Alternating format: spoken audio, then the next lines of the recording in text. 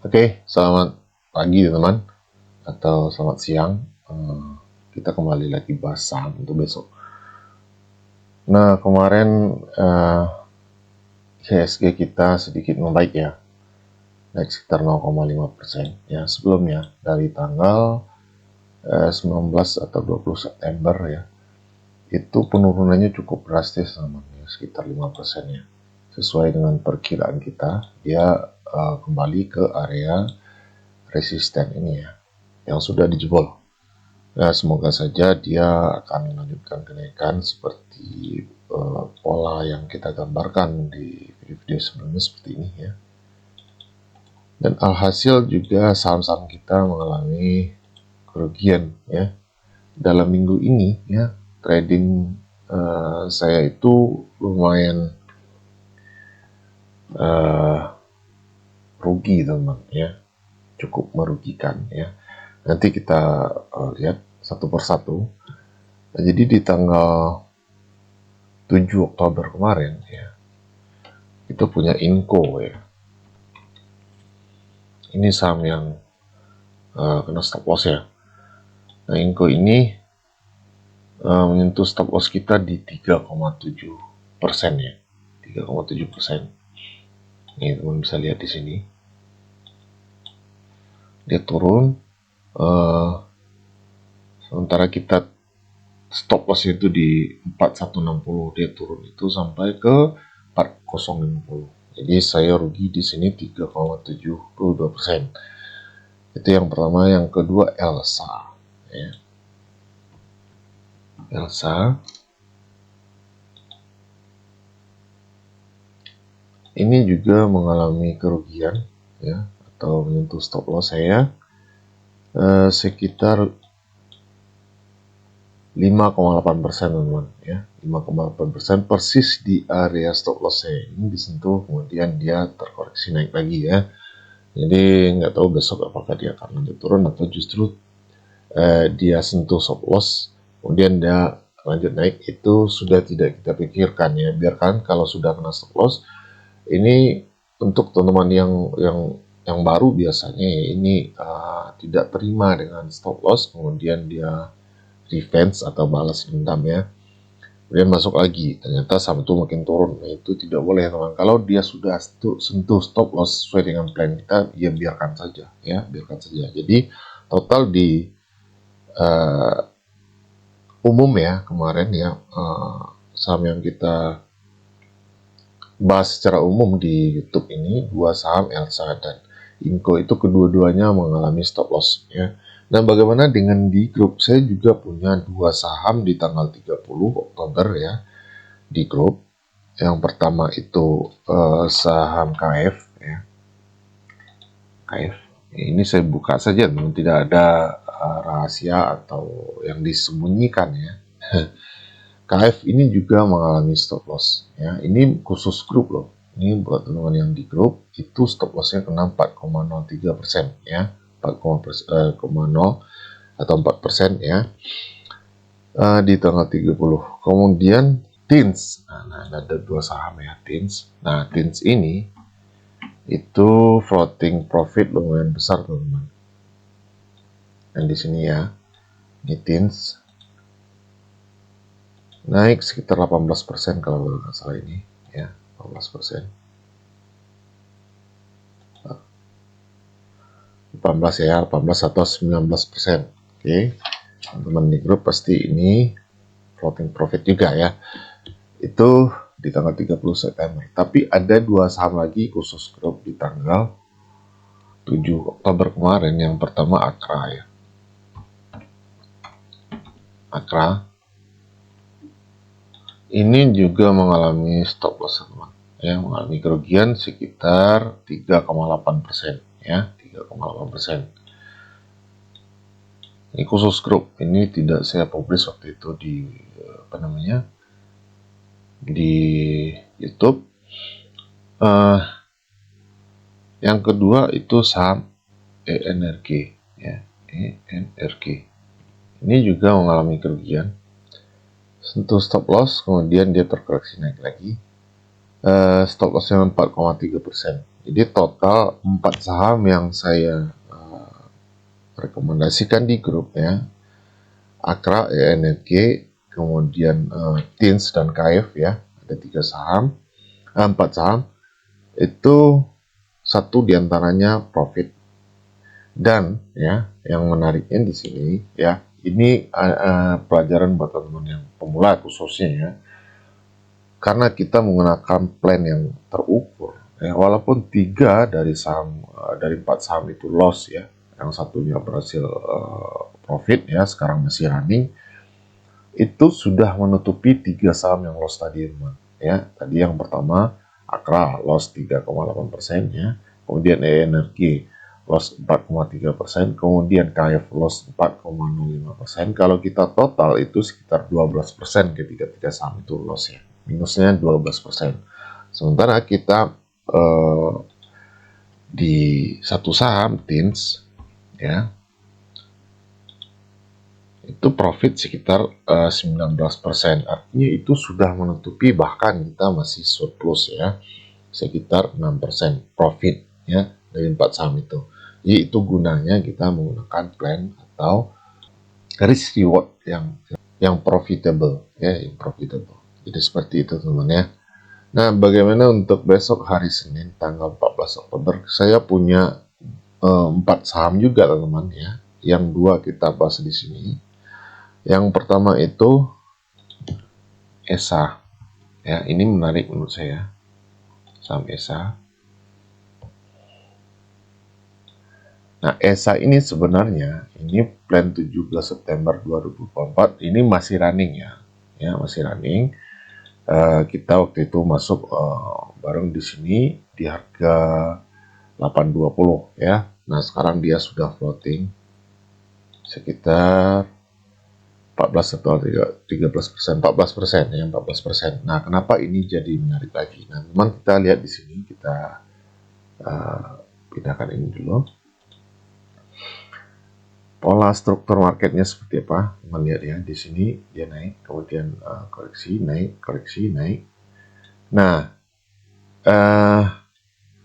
sekarang dia membentuk base di sini ya, atau sideways. Kalau kita pindah ke time frame 4 jam ini pasti sangat jelas terlihat ada sideways di sini. Ya. Ini. Kita lihat lagi di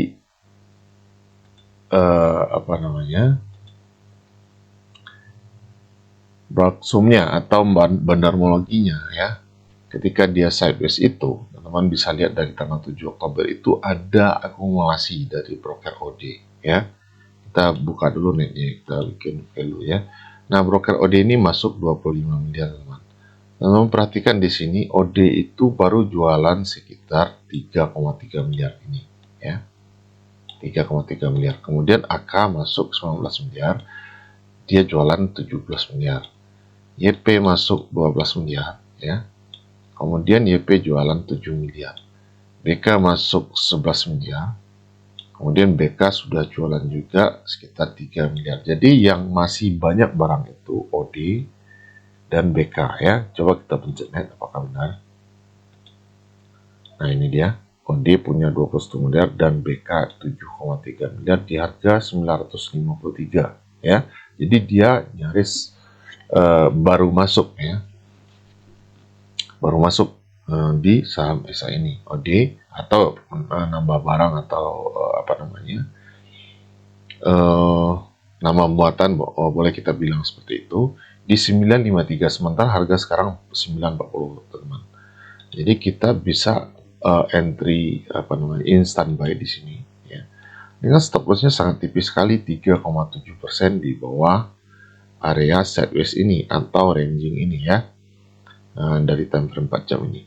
Oke. Nah, targetnya di mana? Target terdekat tetap kita ambil di sini ya, sekitar 20%. Sama dengan plan 17 September ini. Stop loss-nya di 900 atau 3,7% saja ya. Risk reward-nya 1 banding 5. Ini risk reward yang bagus teman. Ya, ini plan. Nah, kita bikin plan baru saja ya, plan sekarang tanggal 14 untuk besok ya. Sorry. di buy di 940, kemudian stop loss 900, target 1125 ya, target terdekat. Nanti setelah dia running atau floating, kita bisa update lagi target yang lebih bagus lagi. Kita periksa bandar molnya seperti apa, masih ada yang beli atau gimana, untuk menentukan target selanjutnya. Oke, ini target terdekat dulu 20%. 20% ini bukan target yang kecil, teman ya. Ini target yang sangat bagus. Oke, itu yang pertama ESA. Yang kedua auto.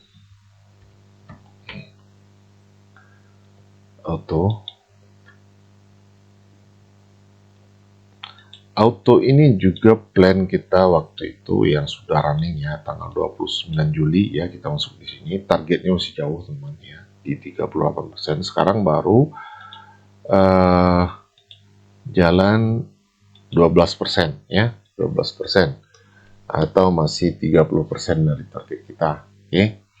Nah, kenapa auto ini menarik? Ini kalau kita lihat ya, ini baru saja dia ada perubahan trennya. Setelah dia turun, kemudian dia naik, break struktur ini ya, kemudian dia break ke sini ya, kemudian dia retest, kemudian dia lanjut naik seperti ini ya.